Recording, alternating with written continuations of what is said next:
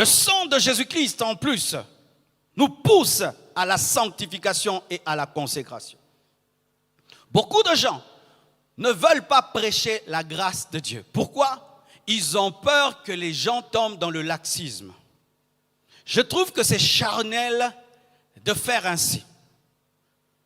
Priver les gens de la vraie connaissance de peur qu'ils l'utilisent mal, ce n'est pas ça la sagesse. Que faut-il faire? Il faut prêcher la connaissance de Dieu et cette connaissance va produire les effets voulus par Dieu parce qu'il ne faut pas aider Dieu. C'est ainsi que dans les églises, nous prêchons beaucoup la part de l'homme et nous ne prêchons pas beaucoup la part de Dieu et nous faisons des hommes, des chercheurs de salut au lieu que ce soit des hommes qui reçoivent le salut.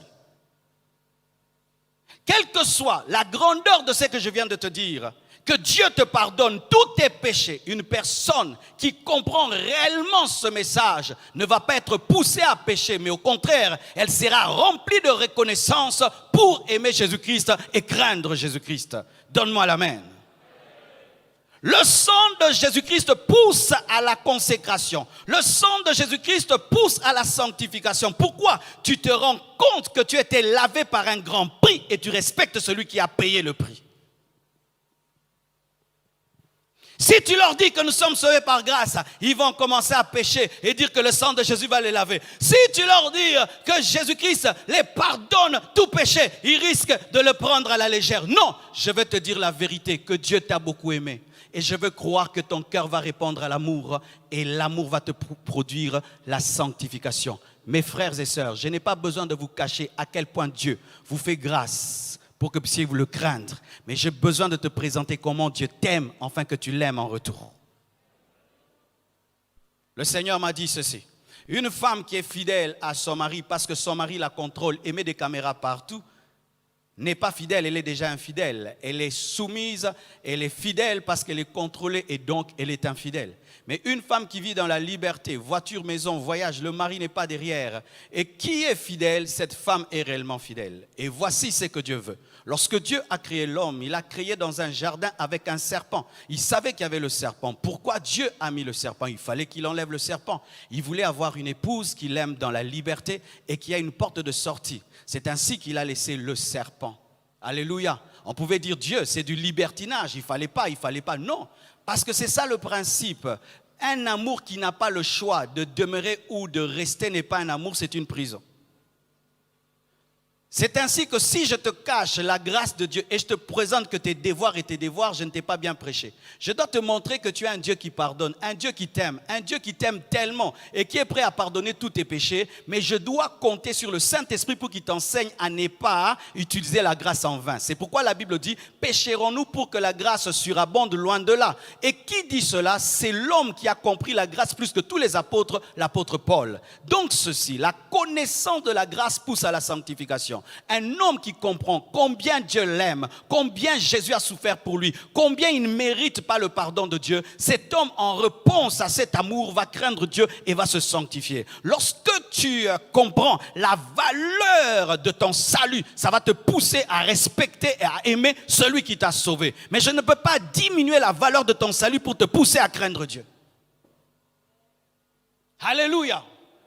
Mes frères et sœurs, connaître que le sang de Jésus-Christ peut vous laver de tout péché ne peut pas vous pousser à pécher. Mais au contraire, tu ne vas plus pécher.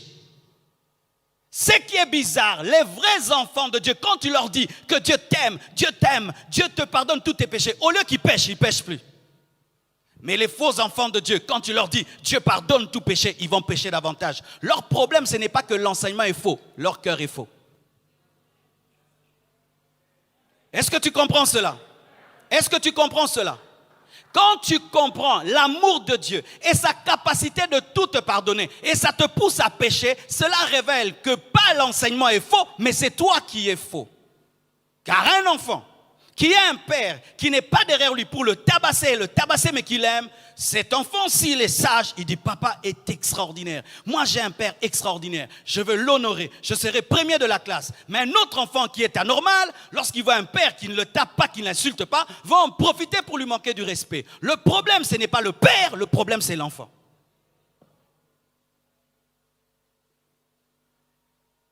Frères et sœurs, Vous ne serez pas enlevé parce que vous faites des bonnes choses. Vous serez d'abord enlevé parce que vous avez la foi.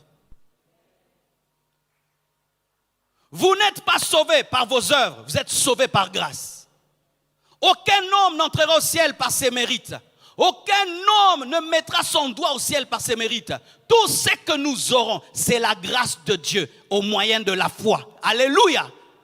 Mais si je te prêche ça, tu vas dire, oh, je ne fais plus rien. Tu diras ça parce que tu as un mauvais cœur. Mais l'homme qui a un bon cœur dira, qu'est-ce que je peux faire pour cet homme qui a tout fait pour moi? Frères et sœurs, la vraie connaissance du sang de Jésus-Christ t'amène à respecter ta vie. Tu comprends que tu devais aller en enfer et que le Fils de Dieu est mort à ta place et tu dis, je ne vais plus jouer avec ma vie. Il ne faudrait pas que ce soit comme s'il est mort en vain. Par reconnaissance envers lui, je change de vie. Je vais pratiquer la parole de Dieu. Pas pour mériter le salut, mais pour dire merci. Vous comprenez cela? Alléluia.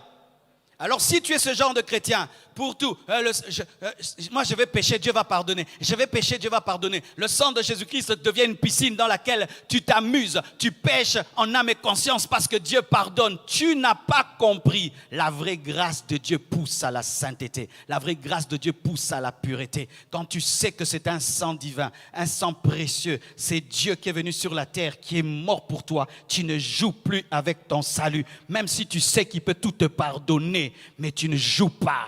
Tu peux savoir que ta femme t'aime, elle peut tout te pardonner. Tu peux savoir que ton mari t'aime, il peut tout te pardonner. Mais tu ne joues pas avec cette capacité, n'est-ce pas? Si nous le faisons avec nos femmes et nos maris, pourquoi on ne le fait pas avec Jésus? Est-ce que vous comprenez ça? Tu sais que ton père t'aime, que tu peux même brûler ta maison, sa maison. Il va se fâcher, mais après... Ah, c'est mon fils, n'est-ce pas? Mais pourquoi nous ne brûlons pas nos maisons alors que nous savons que nos parents peuvent nous pardonner? Mais pourquoi quand il s'agit de Dieu? Parce que nous savons que Dieu pardonne, nous péchons. Nous avons des mauvais cœurs. Et ces mauvais cœurs révèlent quoi? Qu'on n'est pas converti. Un vrai converti ne joue pas avec le sang de la grâce. Un vrai converti ne joue pas avec la mort de son sauveur. Un vrai converti, même s'il le sait que Dieu pardonne, il ne pêche pas. Pourquoi? Parce qu'il veut dire merci. Ce n'est pas parce que tu as un pneu de réserve que tu vas chercher des clous et des épines et dire je vais tester mon pneu de réserve. Personne ne le fait. Pourquoi? Parce que tu ne veux pas dépenser de l'argent, parce que tu aimes ta voiture, parce que tu aimes tes pneus. Mais pourquoi nous le faisons avec Dieu? C'est parce que nous ne l'aimons pas.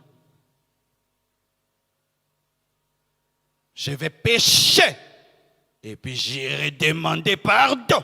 Je vais pécher. Et puis j'irai demander pardon. Parce que Dieu est un Dieu de grâce. Tu n'as pas compris.